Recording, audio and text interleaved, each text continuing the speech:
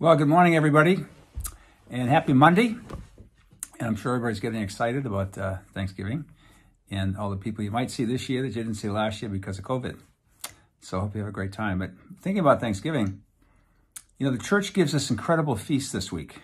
We have 4 feasts this week of martyrs, 4 of the days, Monday, Tuesday, Wednesday, Thursday. Feasts of martyrs who are willing to give their life for the love of God because of their relationship with Jesus Christ. We celebrated yesterday the Feast of Christ the King. Christ is our King. Now, we don't know much about kings because we got rid of them over 200 years ago. But if you think of the royal family in England, you don't touch the royal family. You don't touch the people. You don't put your arm around Elizabeth and say, "How's it going, Lizzie?" Or any of them. Don't even shake the hand unless they put the hand out. That's royalty in England. Earthly kingdom. But yet, Christ's kingdom, the idea of his kingship, he calls us to that personal relationship. He wants to hug us. He wants to love us. That's what God wants to do with us. And that's the tradition we have that Jesus Christ himself gave us. And so we celebrate those things during the year.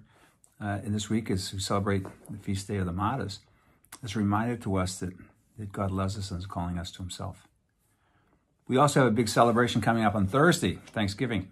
And, we go to Grandma's house, we go to Uncle Harry's house or brother's house, whatever it is, and hopefully there's a crowd. And we have certain traditions that we have from that have been passed down from one family to the next to celebrate life, to celebrate God's goodness to us, and to celebrate friendship and family. Church has all that as well. We have our traditions, celebration of the saints, celebration of the last week of the year. Advent begins on Sunday. Church's year has ended. So the church gives us this opportunity to think about what our tradition is.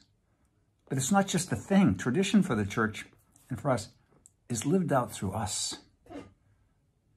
Tradition is nothing without people.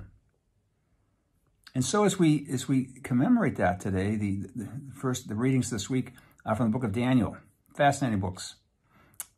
And they're written at a time about 150 years or so before Christ was born, to give the people of Israel who are suffering persecution once again hope that God hadn't forgotten them, that God is with them.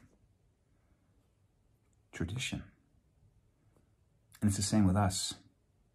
That God has not forgotten us, that he's with us always because of his love for us.